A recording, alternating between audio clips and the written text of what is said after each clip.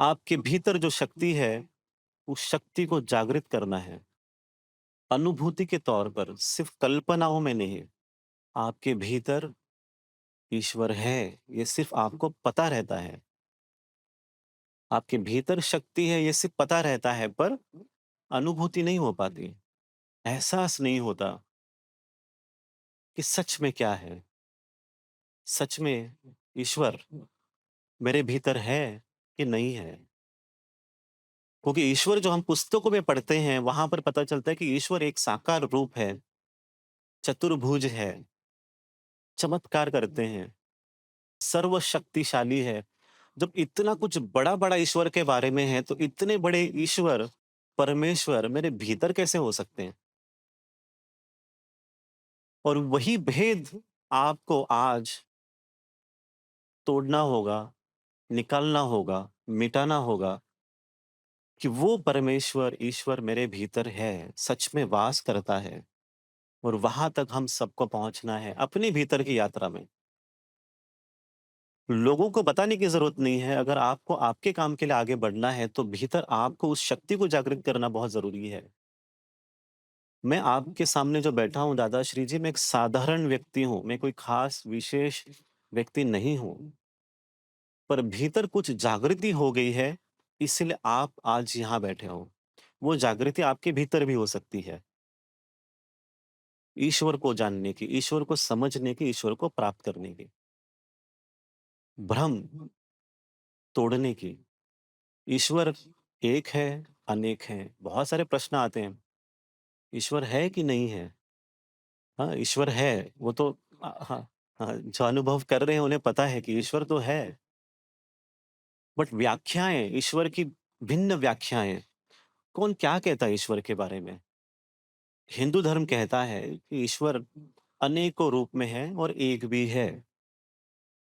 पाश्चात्य संस्कृति में ईश्वर निराकार है या ईश्वर प्रकाश है। क्रिश्चियनिटी में कहते हैं ईश्वर एक लाइट है, god is light, formless god. Shaivism में शिव जी जो है निराकार रूप को पूजते हैं, लिंग के रूप में, लिंग के स्वरूप में। तो अब हम क्या कहें कि ईश्वर का रूप है या नहीं है? निराकार एक ईश्वर, आकारों में अनेक ईश्वर। हम पूजें किससे और सही कौन है, गलत कौन है? ये समझ में तो नहीं आ रहा है। तो हम कहते हैं एकदम सहज करने के लिए कि ईश्वर तो निराकार भी है, वही निराकार आकार में आता है और आकार में आने के बाद अनेक रूप लेता है। Many God's. तो जब मेनी गॉड्स बहुत सारे ईश्वर आए, तब कहीं पर एक किसी ने काम किया और उन्हें कहा अनेक ईश्वर नहीं है, एक ही ईश्वर है।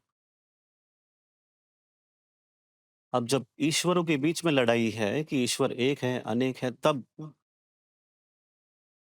भगवान आदि शंकराचार्य कहते हैं अहम ब्रह्मास्मि, मतलब आप खुद स्वयं ईश्वर है।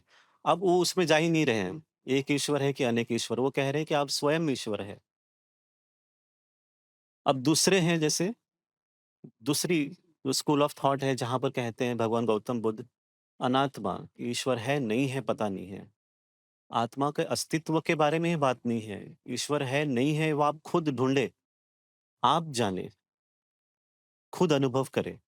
अनात्मा की एक टीचिंग आती है, सीख आती है कि आत्मा का जब अंत हो जाता है, तब अनात्मा बन जाता है कि यहाँ पर आत्मा की यात्रा ही खत्म हो गई।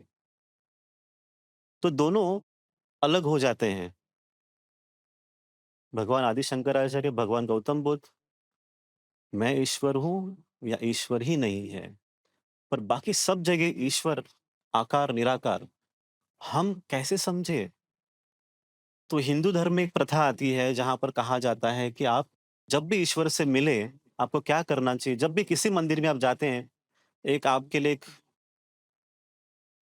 कार्य कहते हैं या एक रिचुअल है, विधि है। ईश्वर के दर्शन के बाद उस मंदिर को आप प्रदक्षिणा लेते हैं। आप में से कई लोग तो किए होंगे। प्रदक्षिणा करने के पीछे कारण क्या है? इसका जवाब कहीं पर किसी पुस्तक में नहीं है। तो हम ये कहते हैं कि क्यों करना है, जवाब मिलता नहीं है तो हम नहीं करते हैं। प्रदक्षिणा का मतलब ये होता है कि जब आप ईश्वर को सामने से देखते हो, ईश्वर की मूर्ति को देखते हो, तो आपको दिखता क्या है कि ईश्वर का चेहरा, ईश्वर का शरीर, ईश्वर हँस रहे हैं, ईश्वर की नज़रें, कमल नयनी, उनके कान, चतुर्भुज, क्या-क्या है उनके हाथ में। ईश्वर का हम प्राकट्य स्वरूप सामने से देखते हैं, पर क्या ईश्वर वही है? तो नहीं, क्योंकि आप इंसान हो, व्यक्ति हो, तो आपको चेहरा देखना है, इसलिए आपने चेहरा देख लिया। पर पैर जो है, पैर भी ईश्वर है, ईश्वर की पीठ भी ईश्वर ही है। ये आपको समझ में नहीं आता, इसलिए क्या होता है, कहते हैं क्या कि प्रदक्षिणा लें, तब आपको ईश्वर का संपूर्ण रूप पता चल सकता है। ईश्वर को संपूर्ण रूप में देखें आप। और जब ये ज्ञान नहीं पहुँचता है, तब हम इसे गलत कहते हैं कि नहीं, ये कर्म कांड है, इसे नहीं करना चाहिए। तो कहीं पर शास्त्र नहीं है, ज्ञान नहीं है, तो हम कितनी सारी चीज़ों को छोड़ देते हैं। हम चलते नहीं हैं, पाने की कोशिश नहीं करते हैं। तो सत्य में हमें क्या करना है कि ईश्वर को अपने भीतर ही ढूँढना है और खुद ही अनुभव करना है। क्योंकि जिन्होंने भी कहा, उन सब ने अनुभव किया और फिर बताया। आप लोगों को कितना विश्वास है खुद पर कि आप उस सत्य को इसी जन्म में अनुभव कर पाएँगे? अगर ये विश्वास है, तो अब हम आपके साथ चलेंगे। ये सोचकर कि ह इसी जन्म में उसकी पूर्ति होना है, पुस्तकों में नहीं। ईश्वर को क्या आप पुस्तक में बाँध सकते हो?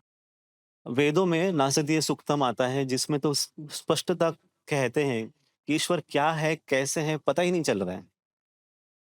ईश्वर का रूप ही समझ में नहीं आ रहा है।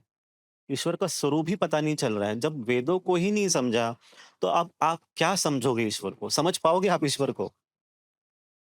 ईश्वर कल सुबह क्या सोचेगा आपको पता नहीं है। तो सबसे पहले हम इस विचार को त्यागेंगे कि हम ईश्वर को समझते हैं या मुझे ईश्वर ईश्वर समझ में आ गया। इस विचार में अब हम नहीं रहेंगे। ईश्वर को रूप में मत देखिए। ऐसा देखिए कि बहुत परम सत्ता है, बहुत बड़ी विशाल शक्ति है, उसका एक अंश आप हो। आपका उठना, बैठना, बोलना, देखना सब कुछ उस अंश की वजह से हो रहा है। कभी भी बैठ के आपने अपने भीतर के उस अंश को धन्यवाद कहा या नहीं कहा? कि जो भी अंदर है पता नहीं है, पर आपके वजह से, आपके होने से मैं सोच पा रहा हूँ, चल पा रहा हूँ, कुछ कर पा रहा हूँ। इस भाव को आप रखिए अपने भीतर। और हम सब मानते हैं, दादा श्री जी इसी प्रकार से रहते हैं कि सभी में ईश्वर है।